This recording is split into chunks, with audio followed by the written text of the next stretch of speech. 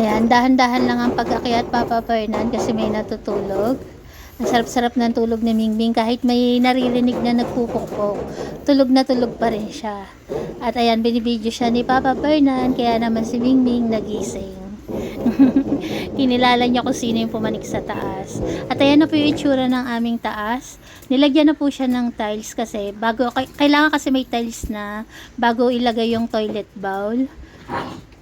Tapos, nagpapasalamat po kami kay Ma'am A. Alam niyo na po, Ma'am A. Siya po yung nag-donate ng aming sink, saka po ng toilet bowl. Bali, dalawa nga po pala yung aming toilet bowl. Yung isa po, donate ni Ma'am Mirna. Yung isa naman po, si Ma'am A. Alam mo na po kung sino si Ma'am A.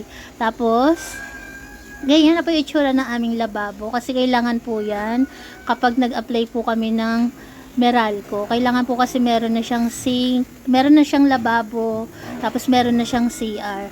Kailangan po, pag wala po kasing ganun, yung lababo, CR, saka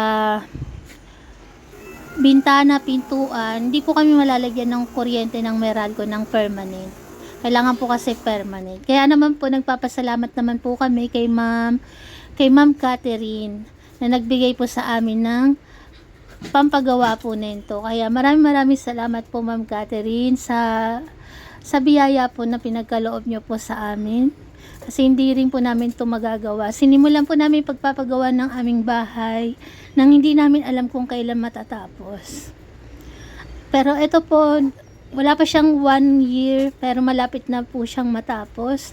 Dahil po ito sa tulong ng mga followers namin na nagmamahal sa aming mga par babies. Ganon din po sa Palermo ladies na mula noon hanggang ngayon po nandiyan pa rin sa amin na tumutulong pa rin. Salamat po. Kaya po ganyan kabilis na gawa yung aming bahay kasi hindi po namin akalain na yung mga followers po namin tutulungan pa rin kami kahit na alam po nila na yung pinapagawa namin, sariling bahay po namin, tinutulungan pa rin po nila kami. Kaya maraming salamat po sa inyong lahat.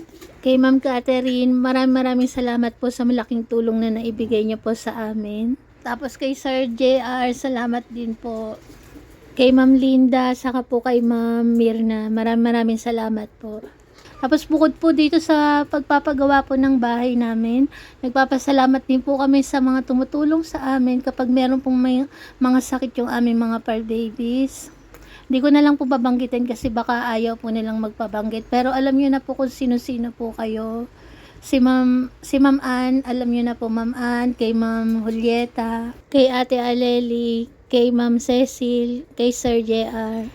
Eto, binanggit ko to kasi ano lang naman po, 'di ba? First name lang naman, di ko na mababanggit yung pinaka-ano nila. Kay Ma'am Tammy. Yan, maraming salamat po sa inyo. Kay Ma'am Malu, maraming salamat po, Ma'am Malu. Sa lahat-lahat po na nagtitiwala sa amin, maraming salamat po. Kung meron man po akong hindi nabanggit dito, yung iba po kasi ayaw magpabanggit, yung iba naman po, di ko na po talaga binanggit. Kasi alam ko po na ayaw din naman po nilang magpabanggit.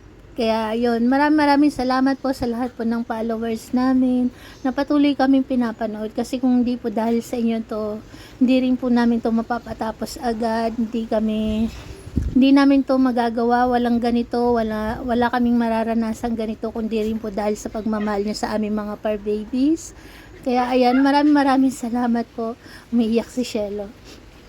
At ayan na nga po yung aming bahay. Malapit-lapit na po siyang matapos. At sa awa po ng Diyos, siguro bago magtag-ulan, baka makalipat na po kami dyan kung sakali pong makakapagpakabit na po kami ng kuryente. Ayan. Maraming salamat po sa lahat-lahat po ng aming mga followers.